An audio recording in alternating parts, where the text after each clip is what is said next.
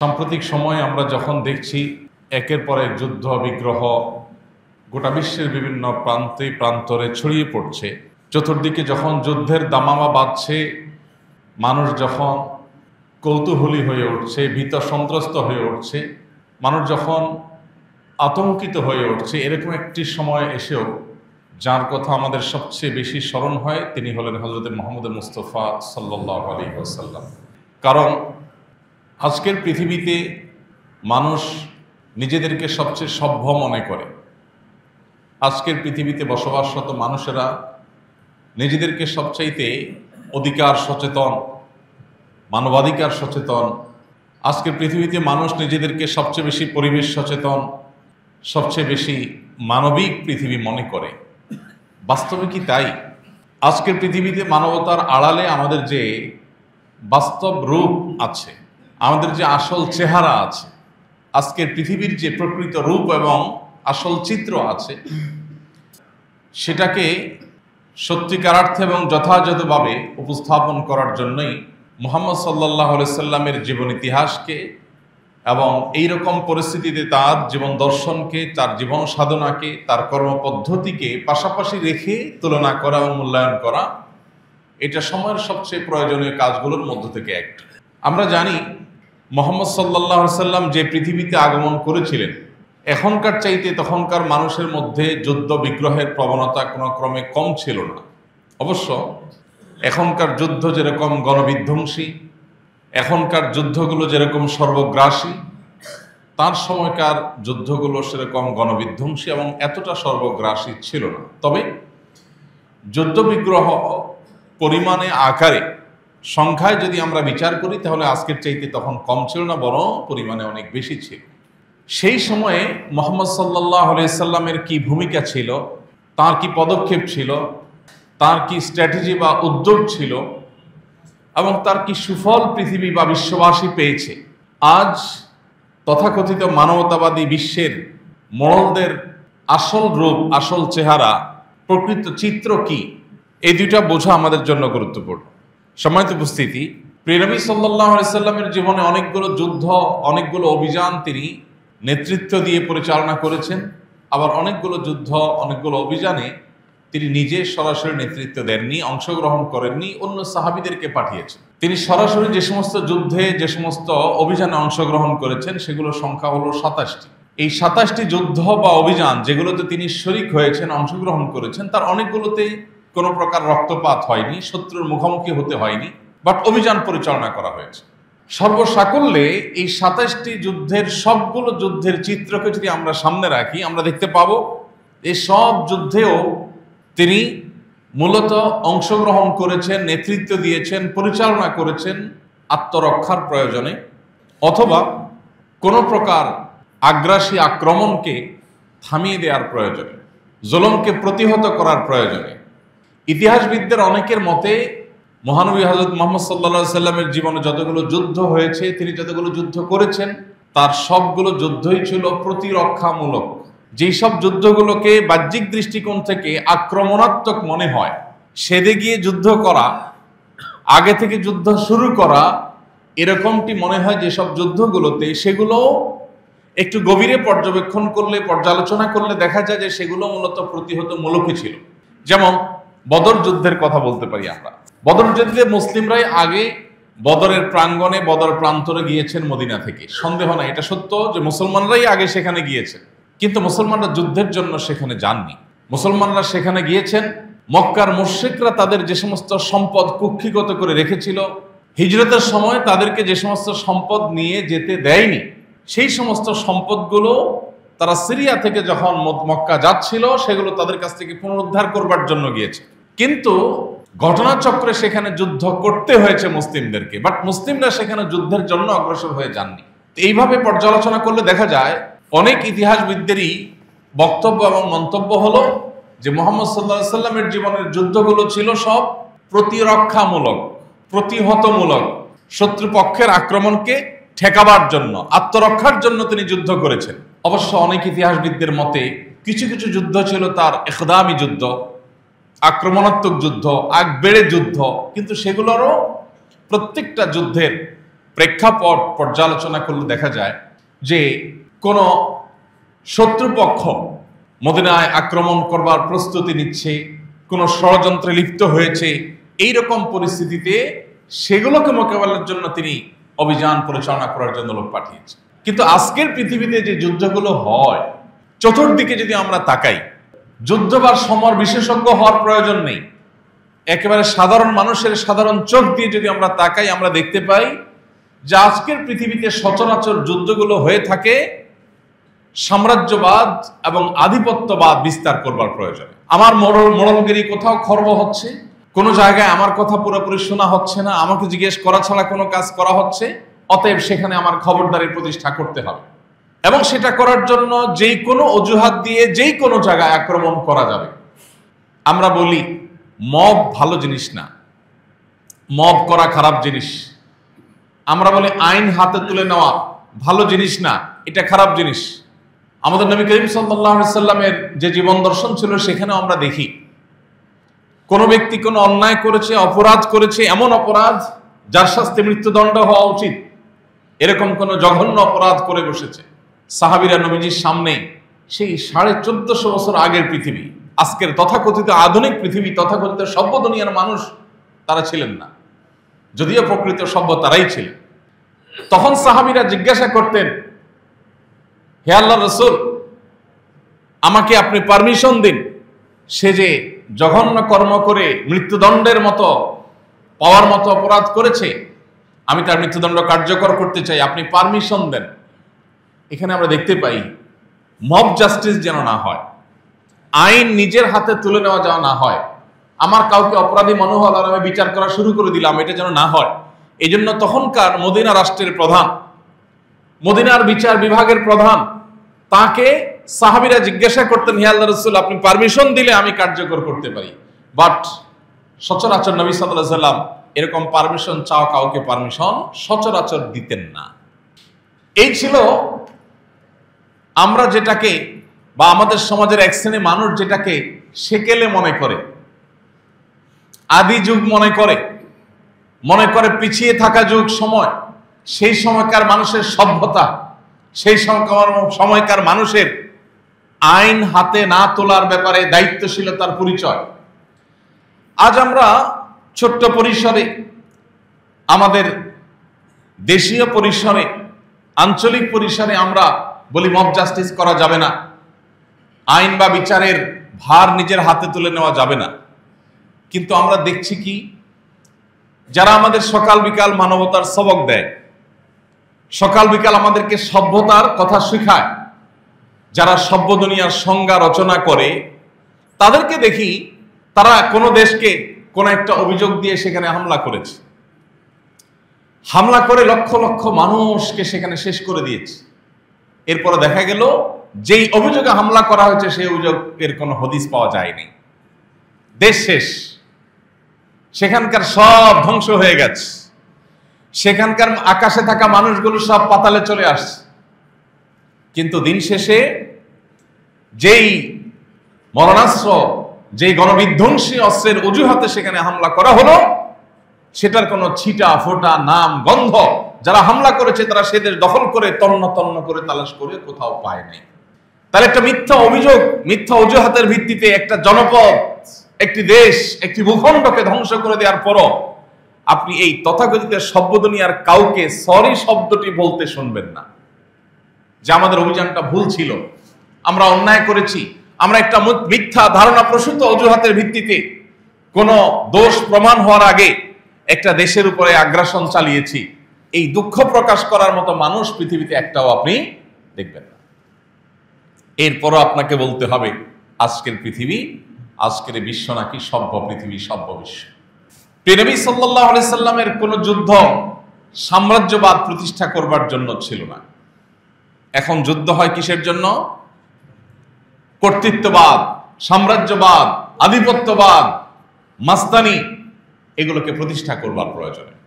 আমরা যারা আজকের বিশ্বকে মানব ইতিহাসের সবচাইতে উন্নত, সবচেয়ে সভ্য, সবচাইতে আধুনিক এবং সবচাইতে মানবিক পৃথিবী মনে করি, আমরা কি জানি আজকের পৃথিবীতে মানুষ মানুষকে হত্যা করবার জন্য যত অস্ত্র আবিষ্কার করেছে, তৈরি করেছে, সেগুলোকে মুহাম্মদ সাল্লাল্লাহু আলাইহি সাল্লামের সময়কার পৃথিবীতে মানুষ যে সমস্ত অস্ত্র নিয়ে যুদ্ধ করত সেগুলোর সাথে কম্পেয়ার করলে খোলা চোখে মনে হয় তারা পিছিয়ে ছিলেন তরবারি নিয়ে যুদ্ধ করতে।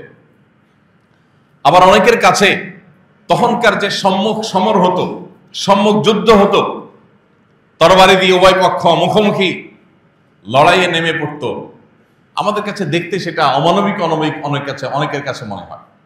অনেকের কাছে মনে হয় জিনিসটা দেখতে ভয়ঙ্কর এবং ভীতিকর। অথচ আজকের পৃথিবীতে যে সমস্ত বোমা হামলা হয়ে থাকে, মিসাইল হামলা হয়ে থাকে, যে সমস্ত অস্ত্রের ব্যবহার হয়ে থাকে, সেগুলো শুধুমাত্র নির্দিষ্ট শত্রুকেই টার্গেট করা হয় না, একটা জনপদকে তছনছ করে ধ্বংস করে শেষ করে দেওয়া হয়। আল্লাহর হাবিব মুহাম্মদ সাল্লাল্লাহু আলাইহি সাল্লাম, যাকে এক শ্রেণীর নাস্তিক এবং ইসলাম বিদ্বেষীরা নাউজুবিল্লাহ যুদ্ধবাজ নেতা হিসেবে দেখাতে চায়, তারা কি জানে যে মুহাম্মদ সাল্লাল্লাহু আলাইহি সাল্লামের জীবনে অংশগ্রহণ করা ২৭টি যুদ্ধে সর্বসাকুল্যে মুসলিম এবং মুসলিমদের শত্রুপক্ষ উভয় পক্ষের নিহত মানুষের সংখ্যা ছিল মাত্র ৪০০। মাত্র ৪০০ মানুষ ২৭টি যুদ্ধে মারা গিয়েছে। আর যারা সমালোচনা করে তারা যাদের উত্তরসূরি, সেই উত্তরসূরিরা শুধু প্রথম বিশ্বযুদ্ধে প্রায় ১০ মিলিয়ন মানুষকে হত্যা করেছে। দ্বিতীয় বিশ্বযুদ্ধে তারা হত্যা করেছে প্রায় ৭০ থেকে ৮০ মিলিয়ন মানুষকে। ভিয়েতনাম যুদ্ধে হত্যা করেছে তারা ১ মিলিয়ন মানুষকে। সোভিয়েত ইউনিয়ন বনাম আফগান যুদ্ধে হত্যা করা হয়েছে প্রায় ১ মিলিয়ন মানুষকে। ইরাক ইরান যুদ্ধে মানুষ মারা গেছে প্রায় ১ মিলিয়ন। এভাবে আধুনিক যুগে যত যুদ্ধ চলছে অথবা নিকট অতীতে যে সমস্ত যুদ্ধগুলো হয়েছে, সেই ফরাসি বিপ্লব থেকে নিয়ে অন্যান্য যত বিপ্লব হয়েছে, যত যুদ্ধ হয়েছে, এই সবগুলোর সামানিকে যদি আমরা একসাথে করি, আমরা দেখব যে এগুলোর কোটা লাখের নিচে কোথাও নাই। লাখের ঘরে, মিলিয়নের ঘরে এবং লক্ষ লক্ষ মিলিয়ন মিলিয়ন মানুষকে হত্যা করে তারপরে তাদের সেই স্বার্থকে তারা সিদ্ধি আজকাল করে থাকে। অথচ মহানবী হযরত মুহাম্মদ সাল্লাল্লাহু আলাইহি ওয়াসাল্লাম তার সমস্ত যুদ্ধে, সকল যুদ্ধে মিলে সর্বসাকুল্যে উভয় পক্ষের মৃত মানুষের সংখ্যা ছিল মাত্র ৪০০। আজকে একটা বোমা হামলায় ৪০০-র বেশি মানুষ মারা যায়। এরপর আজকের পৃথিবীকে আপনাকে মানবিক পৃথিবী বলতে হবে। আর মুহাম্মদ সাল্লাল্লাহু আলাইহি সাল্লামের সময়কার পৃথিবীকে এক শ্রেণী মানুষকে দেখবেন যে সেটাকে পিছিয়ে থাকা পৃথিবী হিসাবে দেখাবার চেষ্টা তা করে থাকে। প্রিয় ভাইরা, নবী করিম সাল্লাল্লাহু আলাইহি সাল্লাম যে সমস্ত যুদ্ধ বিগ্রহে অংশগ্রহণ করেছেন, নেতৃত্ব দিয়েছেন, অথবা তার সৈনিকদেরকে, তার সাহাবীদেরকে গাইড করেছেন, মুজাহিদদেরকে গাইড করেছেন, সেই সব যুদ্ধগুলোর সকল নির্দেশনাগুলো যদি আপনি একত্র করেন, আপনি দেখবেন যে মুহাম্মদ সাল্লাল্লাহু আলাইহি ওয়াসাল্লাম তিনি যুদ্ধক্ষেত্রেও মানব ইতিহাসের যে কোনো যোদ্ধার চাইতে অধিকতর মানবিক ছিলেন। তার প্রসিদ্ধ হাদিস আমরা অনেকেই শুনে থাকব। তিনি বলেছেন, ইন্নাল্লাহা কাতাবাল ইহসানা আলা কুল্লি শাই। হে মানব সম্প্রদায়, আল্লাহ তাআলা তোমাদের প্রতি প্রত্যেকটা বস্তুর প্রতি ইহসান করাটাকে অপরিহার্য করে দিয়েছে। প্রত্যেকটা বস্তুর প্রতি তোমাদের ইহসান করতে হবে। ফাইযা কাতালতুম ফাআহসিনুল কিতলাহ ওয়া ইযা যাবাহতুম ফাআহসিনুয যিবহা। অতএব তোমরা যদি কাউকে হত্যা করতে হয়, রণাঙ্গনে যুদ্ধক্ষেত্রে শত্রু তোমার জীবন রক্ষার জন্য তাকে হত্যা করার প্রয়োজন হয়, অথবা বিচারিকভাবে কারো মৃত্যুদণ্ড যদি প্রতিষ্ঠা করতে হয়, সেক্ষেত্রেও একজন মানুষকে হত্যা করার মতো পরিস্থিতির মুখোমুখি হলেও তুমি সেখানেও মানবিকতার পরিচয় দিবে, ইহসানের পরিচয় দিবে। সেখানেও তুমি তোমার পশুত্ব যেন জেগে না উঠে সে বিষয়ে খেয়াল রাখবে। এই জন্য নবী করিম সাল্লাল্লাহু আলাইহি সাল্লামের ঐতিহাসিক নিষেধাজ্ঞা প্রায় সব হাদিসের কিতাবে, জিহাদ সংশ্লিষ্ট সমস্ত হাদিসের কিতাবে বর্ণিত হয়েছে। সেটা হলো যে নাহান নবী সাল্লাল্লাহু আলাইহি সাল্লাম আনিল মুসলাহ। নবীজি মুসলাহ করতে নিষেধ করেছেন। মুসলাহ কি? মুসলাহ হলো কোন রণাঙ্গনে যে কোনো শত্রুপক্ষ, সে যেই হোক না কেন, সে আল্লাহদ্রোহী হোক, সে ধর্মদ্রোহী হোক, সে ইসলাম বিদ্বেষী হোক, সে মুসলমানদের শত্রুপক্ষ হোক, সে যেই হোক না কেন, তাকে, তার লাশকে ক্ষতবিক্ষত করা, পৈশাচিক আনন্দ করা, লাশ নিয়ে লাশকে টুকরা টুকরা করা, লাশের অঙ্গ কর্তন করা, এই সমস্ত করে পৈশাচিক আনন্দ করতে নবী সাল্লাল্লাহু আলাইহি ওয়াসাল্লাম নিষেধ করেছে। কোন লাশের, সেই যুগে জাহিলি যুগের প্রথা ছিল, কারো প্রতি খুব জেদ থাকলে তার লাশের কান, নাক, চোখ এগুলো কেটে কেটে আলাদা আলাদা করে ফেলা হতো এবং এগুলো করে উল্লাস করা হতো। নবী সাল্লাল্লাহু আলাইহি ওয়াসাল্লাম পরিষ্কারভাবে বলেছেন, যুদ্ধ তোমাকে করতে হয়েছে তোমার আত্মরক্ষার প্রয়োজনে, জুলুমকে দমন করবার প্রয়োজনে, কিন্তু এর মানে এই না তুমি মানুষ হত্যা করে আনন্দিত হবে, এটা আনন্দিত হওয়ার জিনিস নয়। এই যে নবী সাল্লাল্লাহু আলাইহি ওয়াসাল্লাম পরিষ্কারভাবে নিষেধ করেছেন, কোনো মুসলা করা চলবে না। এতগুলো যুদ্ধ পরিচালনা তিনি করেছেন, একটি যুদ্ধে কেউ দেখাতে পারবেন না যে কোনো একজন শত্রুপক্ষ, আবু জাহালের মতো মানুষ, আবু লাহাবের মতো মানুষ, আরো বড় বড় কাফেরদের বড় বড় নেতা, যারা মুসলিমদের প্রতি অনেক অমানবিক আচরণ করেছে, মক্কা হিজরতের আগে মুসলমানদের প্রতি হেন কোনো আচরণ নেই যেটা তারা করে নাই, হেন কোনো নির্মমতা নেই যেটা তারা করে নাই, কিন্তু এই মানুষগুলো যখন মারা গেল তখন তাদের লাশের সাথে কোনো প্রকার অপমানকর, অবমাননাকর, অমানবিক বা পৈশাচিক আনন্দ প্রকাশ হতে পারে সেরকম একটি আচরণ করতে কোনো সাহাবীকে নবী সাল্লাল্লাহু আলাইহি ওয়াসাল্লাম দেননি। প্রিয় ভাইরা আমার, নবী করিম সাল্লাল্লাহু আলাইহি ওয়াসাল্লাম পরিষ্কারভাবে তিনি নিষেধ করেছেন। মনে রাখবে হে যোদ্ধারা, হে মুজাহিদরা, তোমরা জিহাদ করতে গিয়ে কোনো নারীকে, কোনো শিশুকে কোনোদিন আঘাত করবে না। আজকের পৃথিবী তিনটা বিষয়ে সবচেয়ে বেশি সরব, তার একটা হলো পরিবেশ, আরেকটা হলো নারী অধিকার, আরেকটা হলো শিশু অধিকার। ইন্টারেস্টিং বিষয় হলো এই অধিকারগুলো আজকের পৃথিবী যতটা বলণ্ঠিত করছে, এই অধিকারগুলোকে যতটা পদদলিত করছে, সেই 1450 বছর আগে মুহাম্মদ সাল্লাল্লাহু আলাইহি সাল্লামের সোনালী যুগ যখন পৃথিবীতে ছিল, তখন তার নেতৃত্বে, তার সাহাবীদের নেতৃত্বে, খুলাফায়ে রাশিদার নেতৃত্বে যে পৃথিবী গড়ে উঠেছিল, সেই পৃথিবীতে এগুলোর ছিটে ফোঁটা পর্যন্ত ছিল না। এতগুলো যুদ্ধ নবী সাল্লাল্লাহু আলাইহি সাল্লামের নির্দেশে পরিচালনা হয়েছে, এতগুলো অভিযান তিনি পরিচালনা করেছেন, নিজে সশরীরে নেতৃত্ব দিয়েছেন কিংবা অর্ডার করে কাউকে পাঠিয়েছেন, কোনো দলকে পাঠিয়েছেন, তার কোনোটিতে তার কোনো শত্রু, তার কোনো প্রতিপক্ষ এমন কেউ নেই যে একটি ভিত্তিহীন বা বানোয়াট কোনো বর্ণনা বের করবে যেখানে পাওয়া যায় যে মুহাম্মদ সাল্লাল্লাহু আলাইহি সাল্লাম বা তার কোনো সৈনিক, তার কোনো যোদ্ধা মুজাহিদ, তার কোনো সাহাবী কোনো নারী বা কোনো শিশুর গায়ে একটা টোকা দিয়েছে। এরকম একটা ঘটনা কেউ দেখাতে পারবে না। অবাক করা বিষয়, আজ পৃথিবীর যেখানেই যুদ্ধ পরিচালনা হয় সেখানে আপনি কান পাতলে শুনতে পাবেন নারী এবং শিশুদের আর্তনাদ। এরপরও নাকি আজকের পৃথিবী নারী বান্ধব পৃথিবী, এরপরও আজকের পৃথিবী নাকি নারী অধিকারের পৃথিবী, এরপরও নাকি আজকের পৃথিবী শিশু অধিকারের পৃথিবী। ভাইরা আমার, সত্যিকারের শিশু এবং নারীদের মর্যাদা দেওয়ার কথা যদি বলেন তাহলে সেটা দিয়েছেন মুহাম্মদ সাল্লাল্লাহু আলাইহি সাল্লাম। একটি যুদ্ধে কোন নারীর গায়ে ফুলের টোকা তিনি দিতে দেননি। যেই নারী স্বয়ং নবী করিম সাল্লাল্লাহু আলাইহি সাল্লামের চাচা হামজা রাদিয়াল্লাহু তাআলা আনহুর কলিজা ছিঁড়ে, লাশের কলিজা ছিঁড়ে, কলিজা বের করে কাঁচা কলিজা চাবিয়ে খেয়েছে, সেই নারীকে পর্যন্ত নবী সাল্লাল্লাহু আলাইহি সাল্লাম হত্যা করেননি। পরবর্তী তিনি মুসলমান হয়েছেন যদিও। উহুদ যুদ্ধের একটি ঘটনা, উহুদ যুদ্ধে নবী করিম সাল্লাল্লাহু আলাইহি সাল্লামের তরবারি একজন সাহাবীকে দিয়েছেন। এটা ছিল তার জন্য আশীর্বাদ, তার জন্য প্রেরণা। তিনি অনুপ্রাণিত হবেন যে আমার হাতে নবীজির তরবারি, যাতে তিনি অতিরিক্ত প্রেরণা পান, নবীজি তাকে তাঁর তরবারিটা দিলেন, যাও তুমি আমার তরবারি নিয়ে লড়াই করো। তিনি সেই তরবারি নিয়ে লড়াই করছিলেন রণাঙ্গনে, মানুষের ভিড়ে ঢুকে যাচ্ছিলেন, শত্রুপক্ষকে দমন করছিলেন। এর মধ্যে হঠাৎ করে তার চোখে পড়ল যে দূরে কোনো একজন নারী, তিনি কোন একটা লাশের সঙ্গে কোনো বিকৃত আচরণ করছে, অমানবিক কোনো কিছু করছে। এরকম কোনো কিছু নারী দূর থেকে দাঁড়া পড়েনি, কোন একজন মানুষ করছে, আবসা আবসা বোঝা যাচ্ছে। তিনি ছুটে গেলেন সে তরবারি নিয়ে, সেখানে কাছাকাছি গিয়ে দেখলেন লোকটি একজন নারী, তিনি কোনো পুরুষ নন। তরবারি হাঁকিয়ে গেলেন তাকে আঘাত করবার জন্য, কিন্তু তার কাছে গিয়ে তিনি ফিরে এলেন এবং ফিরে আসার সময় তিনি বললেন যে এই তরবারি মুহাম্মদ সাল্লাল্লাহু আলাইহি সাল্লামের তরবারি, যে মুহাম্মদ সাল্লাল্লাহু আলাইহি সাল্লাম জীবনে কোনো নারীর গায়ে হাত তোলেননি, সে মুহাম্মদ সাল্লাল্লাহু আলাইহি সাল্লামের তরবারি দিয়ে আমি আর যা হোক কোনো নারীকে আঘাত করতে পারি না। ওই অবস্থা তিনি ফেরত এলেন।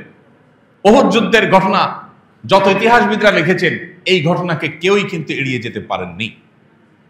প্রিয় ভাইরা আমার, মহানবী হযরত মুহাম্মদ সাল্লাল্লাহু আলাইহি ওয়াসাল্লাম, তার যে পৃথিবী, তার যে যুদ্ধ বিগ্রহ, তার যে সমর জীবন, তার সে সমর জীবনকে আজকের যুদ্ধ বিগ্রহের সাথে আমরা যদি তুলনা করি, দিনের আলোর মতো পরিষ্কার হয়ে যাবে আজকের পৃথিবীর মানুষেরা সেই ইতিহাসের সাথে নিজেদেরকে তুলনা করলে কোন অবস্থাতেই আমরা নিজেদেরকে তথাকথিত মানবিক বিশ্বের বাসিন্দা হিসাবে অন্তত গর্ব করার কোনো সুযোগ নেই। নবী করিম সাল্লাল্লাহু আলাইহি সাল্লাম পরিষ্কারভাবে নির্দেশনা দিয়েছেন, কোন দালান কোঠা বাড়িতে, কোন ফসলি জমিনে, কোন ফল ফসলে আঘাত হানা যাবে না, কারণ এগুলোর কোনো দোষ নেই, এগুলো মানুষের রিজিক। অতএব শত্রু পক্ষেরও ক্ষেত খামারে হামলা করা, তাদের ফসল ধ্বংস করা এবং এই জাতীয় বিষয়গুলো ধ্বংস করা নবী সাল্লাল্লাহু আলাইহি ওয়াসাল্লাম পরিষ্কারভাবে নিষেধ করেছেন। আর আজকে কি হচ্ছে? কার্পেট বোমা দিয়ে টার্গেটেড এলাকাকে মাটির সাথে মিশিয়ে দেওয়া হচ্ছে। তার নিচে কি ফসল পড়লো, না বিল্ডিং পড়লো, না হাসপাতাল পড়লো, না মানুষ পড়লো, না সামরিক বেসামরিক মানুষ পড়লো, এসব দেখা দেখি নেই। একেবারে কার্পেটের মতো বিছাই দেওয়া হচ্ছে বোমা দিয়ে। এরপর আপনাকে বলতে হবে আজকের বিশ্ব মানবিক বিশ্ব। মিলিয়ন মিলিয়ন মানুষ চোখের পলকে যে বিশ্বে হত্যা করা হয়, সেই বিশ্বকেই বলতে হবে আপনাকে মানবাধিকারের ব্যাপারে সচেতনতার বিশ্ব। প্রিয় ভাইরা আমার, মহানবী হযরত মুহাম্মদ সাল্লাল্লাহু আলাইহি সাল্লাম তার সময়কার যে সমস্ত যুদ্ধ তিনি পরিচালনা করেছেন, তার সমর জীবনের দিকে তাকালে আমরা দেখতে পাই তিনি পরিষ্কারভাবে সাহাবীদেরকে নিষেধ করেছেন। কোন একটা যুদ্ধে যোদ্ধাদেরকে তিনি যে দিক নির্দেশনা দিচ্ছিলেন যুদ্ধ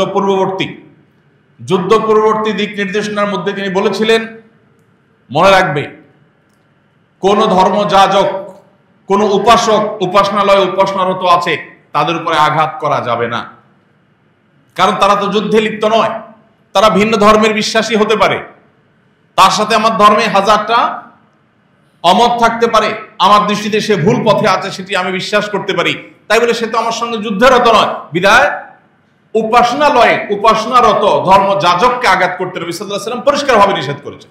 কিন্তু আজকে আপনি দেখবেন গোটা বিশ্বে যত যুদ্ধ সাম্প্রতিক সময়ে পরিচালনা করা হচ্ছে, সেগুলোতে প্রধান টার্গেটই হলো ধর্মীয় প্রতিষ্ঠান এবং ধর্মীয় ব্যক্তিত্ব। আজকে যারা সংখ্যালঘু বলে চিৎকার চেঁচামেচি করছে, তারাই দেখবেন সবচেয়ে বেশি সংখ্যালঘু মানুষদের উপরে আক্রমণ চালাচ্ছে এবং তাদেরকে ধ্বংস করার জন্য হাজারটা ছুতো তারা খুঁজে বের করছে। মুহাম্মদ সাল্লাল্লাহু আলাইহি সাল্লামের যুদ্ধের নীতি ছিল, তিনি আকস্মিক হঠাৎ ঘুমন্ত কোন জনপদের মানুষের উপরে হামলা করাকে অনুমতি দিতেন না। তিনি বলতেন কোন শত্রুপক্ষ তাদের উপরে হামলা করবার আগে প্রত্যেকটা জিহাদের ক্ষেত্রে তার কমন নীতিমালা ছিল এবং নির্দেশনা ছিল, ইরশাদ ছিল, এমনকি সম্মুখ সমরে মুখোমুখি যুদ্ধে যখন উপস্থিত, তরবারি নিয়ে দুই পক্ষ একই মাঠে ময়দানে রণাঙ্গনে উপস্থিত, মাত্র কয়েক হাত বা কয়েক গজের ডিফারেন্সে যখন মুখোমুখি লড়াই করবার জন্য, তখন নবী সাল্লাল্লাহু আলাইহি সাল্লাম বলতেন যে যুদ্ধ শুরু করবার আগে তাদেরকে দাওয়াত দাও, তাদেরকে শেষবারের মতো আহ্বান করো। তারা যদি আহ্বানে সাড়া দেয়, তারা যদি ভুল পথ পরিহার করে, তারা যদি জুলুম এবং আগ্রাসনের পথ ছেড়ে আসে, তাহলে যুদ্ধ করবে না। যদি তারা সর্বশেষবারের মতো তোমাদের আহ্বানকে প্রত্যাখ্যান করে, তারপর যুদ্ধে লিপ্ত হবে। সেক্ষেত্রে নবী সাল্লাল্লাহু আলাইহি সাল্লামের কৌশল ছিল, প্রত্যেকটা যুদ্ধ অ্যানালাইসিস করলে দেখা যায় যে তার কৌশল ছিল, তিনি প্রথমে আক্রমণ করাকে পছন্দ করতেন না।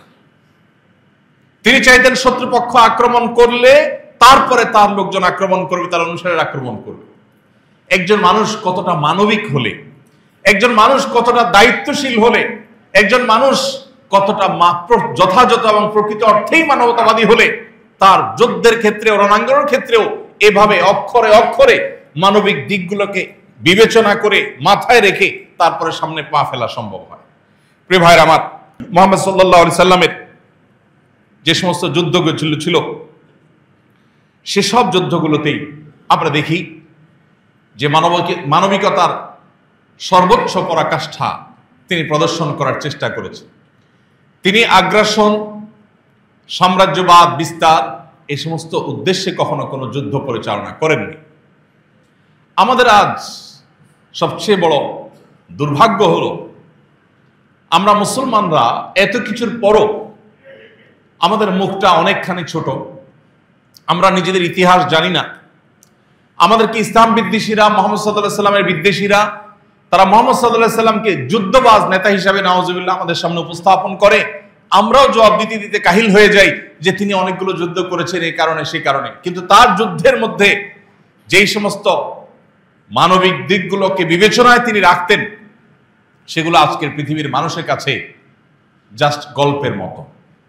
আজকের পৃথিবীর মানুষের কাছে সেগুলো রূপকথার গল্পের মতো। ভাইরা আমার, আজ গোটা পৃথিবীর যেখানে তাকাবেন, চতুর্পাশে দেখবেন যেখানেই মার খাচ্ছে তার নিচে দেখবেন মুসলমান। অমুসলিম মার খাচ্ছে এরকম রণাঙ্গন, এরকম যুদ্ধক্ষেত্র পৃথিবীর পূর্ব থেকে পশ্চিম, উত্তর থেকে দক্ষিণ কোনো প্রান্তে আপনি খুব একটা দেখতে পাবেন না। বর্তমানে প্রচলিত হোক বা ইতিপূর্বে হোক, খুবই অল্প সংখ্যক ক্ষেত্রে, বিচ্ছিন্ন কিছু ক্ষেত্রে আপনি দেখতে পাবেন হয়তো, যেমন রাশিয়া ইউক্রেন যুদ্ধ হচ্ছে এখন। এরবারে বেশিরভাগ যুদ্ধক্ষেত্রে আপনি দেখবেন মূলত ভিকটিম, আক্রান্ত মানুষগুলো হলেন মুসলমানরা। এরপর বলা হবে মুসলমানরা নাকি সন্ত্রাসী, এরপরে বলা হবে মুসলমানরা নাকি অশান্তিকামী।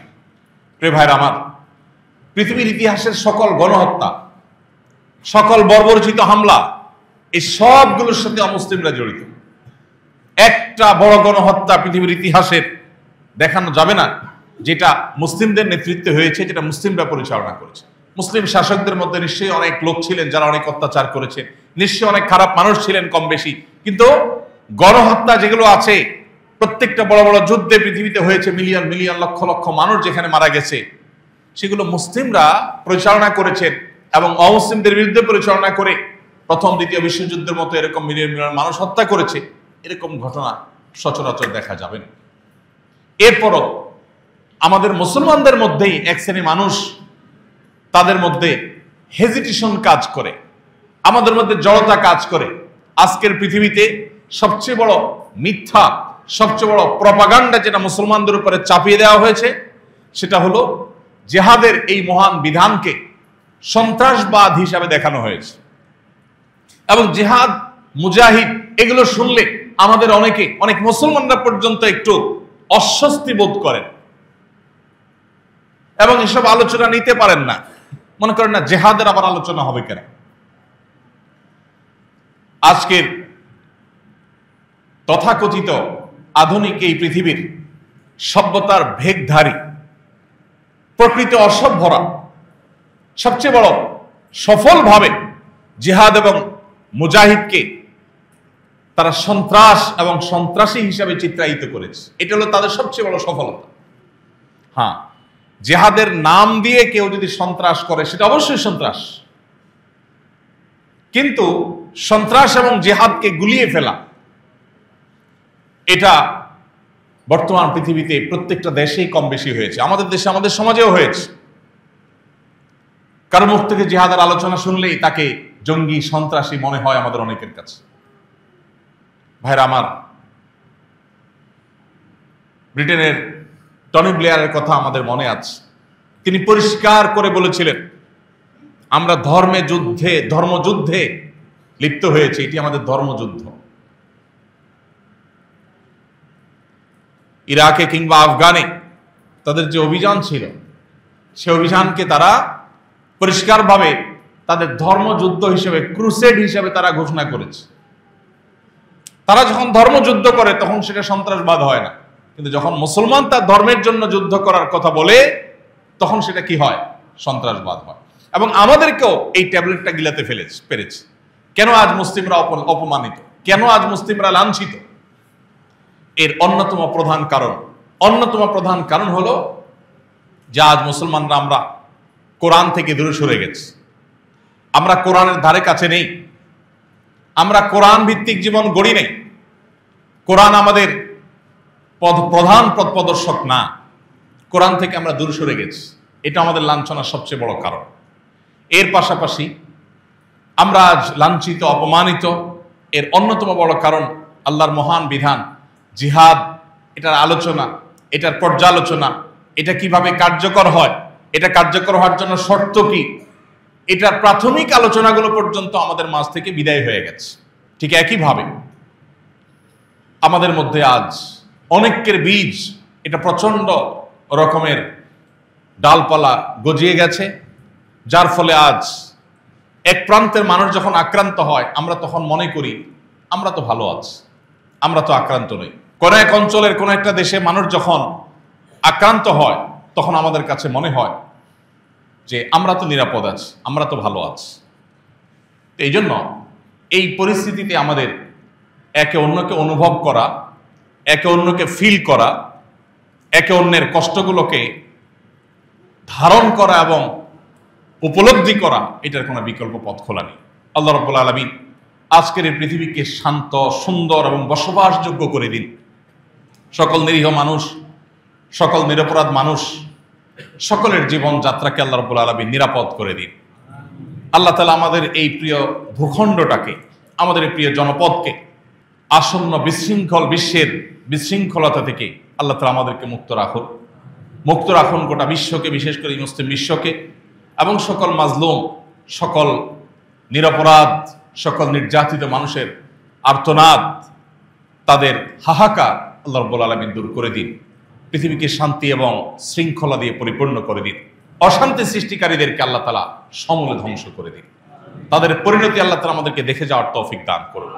ভাইরা আমার, কাবিল থেকে শুরু হয়েছে আজ পর্যন্ত পৃথিবীর ইতিহাসে একজন জালিমও পাওয়া যাবে না যেই জালিম জুলুম করেছে আর তার পরিণতি ভোগ করা ছাড়া সে দুনিয়া থেকে গেছে, একজনে দেখা যাবে না।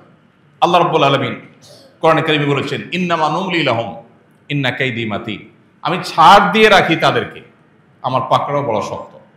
আল্লাহ তাআলা ছাড় দেন, উঠতে থাকে, তারা উঠতে থাকে, ধরাকে সরা মনে করে। তাদের দম্ভ, তাদের অহংকার ভাবখানা এমন থাকে তাদেরকে কেউ দমাতে পারবে না। আল্লাহ তাআলা একসময় দমায় দেন। পৃথিবীর ইতিহাসে এরকম বহু জালিম, বহু দাম্ভিক, বহু অহংকারীকে আল্লাহ তাআলা মাটির সাথে, ধুলোর সাথে মিশিয়ে দিয়েছে। শুধু সময়ের অপেক্ষা, কখন আল্লাহর ফয়সালা আছে সেদিনের। আল্লাহ রাব্বুল আলামিন এই ফিতনা সংকুল পৃথিবীতে আমাদের ঈমান আমলকে হেফাজত করার তৌফিক দান করুন। আমাদের জান, মাল, ইজ্জত, আবরু, আমাদের প্রিয় মাতৃভূমিকে আল্লাহ তাআলা হেফাজত করুন। গোটা বিশ্ব মুসলিমকে আল্লাহ তাআলা হেফাজত করুন। বিশ্ব মানবতাকে আল্লাহ তাআলা হেফাজত করুন। এবং আজকের বিশ্বে সভ্যতার নামে যে সমস্ত শয়তানি এবং ষড়যন্ত্র চলছে, এই সমস্ত বিভ্রান্তি থেকে আল্লাহ তাআলা আমাদেরকে রক্ষা করুন, আমাদের ঈমানকে হেফাজত করুন। আস সুন্নাহ ফাউন্ডেশন, উম্মার স্বার্থে, সুন্নাহর সাথে।